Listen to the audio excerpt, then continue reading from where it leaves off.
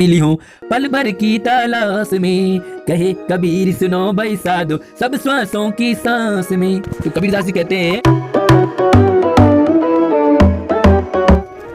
प्यारे बच्चों, स्वागत है आप सभी का आशीष सर के ऑनलाइन क्लास में। और वीडियो शुरू करने से पहले एक इम्पोर्टेंट इन्फॉर्मेशन आपको, यहाँ पर पुनरावृत्ति सेशन आपका स्टार्ट हो गया है, यानी कि सीबीएसई बहुत जल्दी आपके एग्जाम कराने वाली है।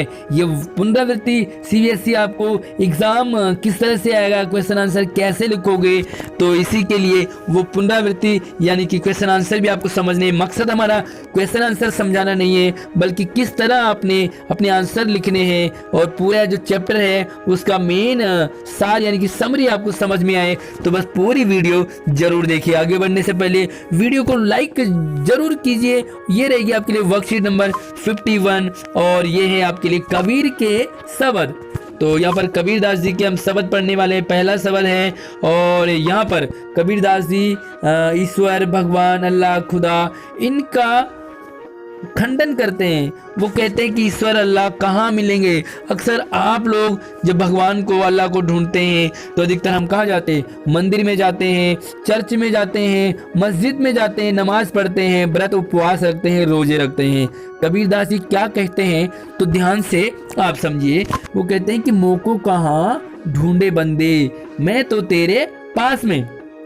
तो थोड़ा सा मैं इसे गा के सुना लेता हूँ, उम्मीद कर दूंगा आपको ये अच्छा लगेगा। कि मोको कहाँ ढूंढे बंदे, मैं तो तेरे पास में। ना मैं देवल, ना मैं मस्जिद, ना कावे कैलाश में। ना तो कोने क्रिया कर्म में, नहीं योग वैराग में।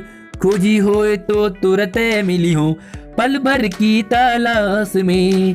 कहे कबीर सुनो भाई साधो सब श्वासों की सांस में। तो कबीरदास जी कहते हैं कि मोको कहाँ ढूंढे बंदे, यानी कि मुझे कहाँ ढूंढता फिरता है। आरती की थाली लेके नमाज के लिए कहाँ ढूंढे मुझे, ये मैं तो तेरे पास में हूँ। मैं कहाँ हूँ? तेरे ही पास में हूँ। मेरे पास कहाँ, कैसे? वो कहते हैं कि ना मैं देवल, देवल यानी कि देवालय मंदिर में, और ना मैं मस्जिद में हूँ। अक्सर हम ईश्वर, अल्लाह, खुदा को कहाँ ढूंढते? मंदिर में, मस्जिद में, चर्च में, गुरुद्वारे में। वो कहते हैं ना मैं काबे में हूँ ना कैलाश में हूँ।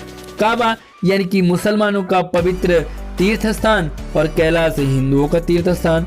तो कबीरदास जी हिंदुओं का और मुसलमानों का सभी का बराबर खंडन करते हैं, जो भी देवालय में या मस्जिद में अल्लाह, खुदा, भगवान को मानते हैं। ना तो कोई क्रियाकर्म में, मैं किसी क्रियाकर्म में नहीं हूँ। मैं आपके नमाज पढ़ने में नहीं हूँ, मैं आपके व्रत उपवास और रोजे रखने में नहीं हूँ, न ही मैं तुम्हारे पूजा पाठ में हूँ, और न ही योग वैराग में। न ही आप सन्यासी बन जाओ, साधु बन जाओ तो मैं आपको नहीं मिलूंगा। कहते खोजी हो तो तुरंत मिली हूँ। अगर मुझे ढूंढना हो, मुझे पाना हो तो मैं तुरंत मिलता हूँ। पल भर की तलाश में, बस थोड़े से सर्चिंग में मैं मिल जाता हूँ। कहे कबीर सुनो भाई साधो। कबीरदास जी कहते हैं सुनो भाई साधो यानी कि पढ़े लिखे इंसानों। कबीरदास जी कहते हैं कि भगवान कहाँ है? सब श्वासों की सांस में, प्रत्येक जीव में, प्रत्येक प्राणी में, प्रत्येक इंसान में, और प्रत्येक पेड़ पौधे जीवनधारियों में, यानी कि सभी में।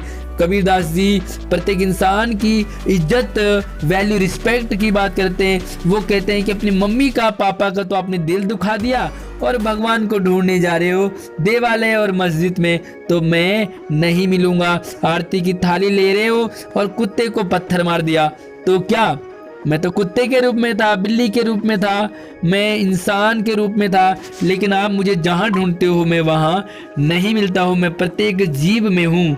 तो यहाँ पर ये है आपके लिए जो भी आज का हमारा कबीरदास की जो शब्द है। पहला प्रश्न है कि मनुष्य ईश्वर को कहाँ कहाँ ढूंढता है। तो देखो ऊपर से आपने कविता की लाइनें नहीं लिखनी है, बल्कि आप लिखो मनुष्य ईश्वर को मंदिर में, मस्जिद में, चर्च में, गुरुद्वारे में, पूजा पाठ में, नमाज में, आदि आदि स्थानों में ढूंढता फिरता है ना। तो इन्हीं जगह ढूंढता होगा। किसी भी सवाल में आपको कुछ भी पूछना हो तो वीडियो के लास्ट में आप कमेंट लिख सकते हैं। उससे पहले आप समझें कि कबीर ने ईश्वर प्राप्ति के लिए किन प्रचलित विश्वासों का खंडन किया? तो देखो, ईश्वर प्राप्ति के लिए हमारे बहुत सारे विश्वास हैं। क्या?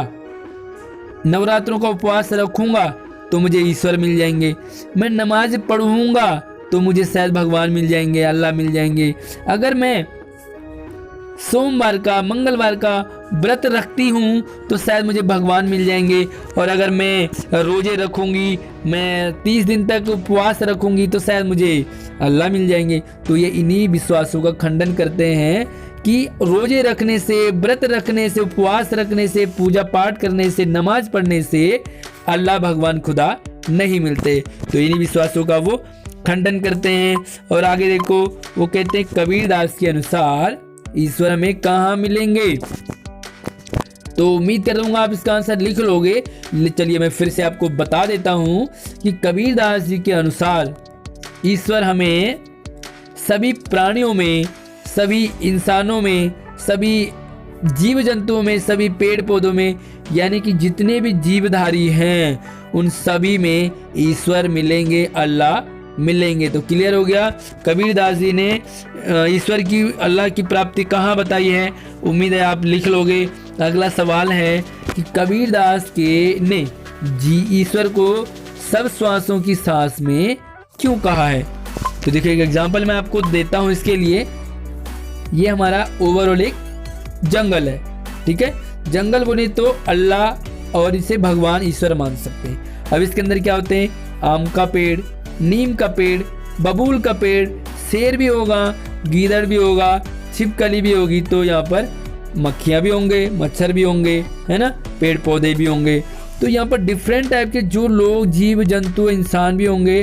तो वो कहते हैं ओवरऑल तो मैं अल्लाह हूँ, लेकिन मेरा ही रूप अंदर पेड़ पौधे हैं, मेरा ही रूप ईश्वर मनुष्य हैं, मेरा ही रूप जीव जंतु हैं। तो मैं हो गए ना सब में। जब ओवरऑल मैं ही हूँ, अंदर भी बाहर भी, तो इसीलिए वो कहते हैं कि मैं सब श्वासों की सांस में हूँ। यहाँ पर जो कबीरदास जी हैं वो कहते हैं कि आप अपने घर वालों के, मम्मी पापा, भाई बहनों की आप उनकी रिस्पेक्ट करो, इज्जत करो, तो मैं आपको वहीं मिल जाऊंगा। अपने टीचर की, अपने बड़ों की रिस्पेक्ट करो, छोटों को प्यार करो, तो मैं आपको वहीं पर मिल जाऊंगा। तो कितना हद तक आप कबीरदास की बातों से सहमत हैं? हमें कमेंट बॉक्स में ज़रूर बताएं कि आप कबीरदास जी की बातों से सहमत हैं तो लिखें कि मैं इस कारण से सहमत हूँ, और नहीं है तो आप कह दो कि मुझे कबीरदास की ये वाली बात अच्छी नहीं लगी। तो कौन सी अच्छी नहीं लगी और कौन सी अच्छी लगी, दोनों बातें मैं कमेंट बॉक्स में बताएंगे। वीडियो को लाइक करके अपने दोस्तों को भी ज़रूर शेयर कीजिए।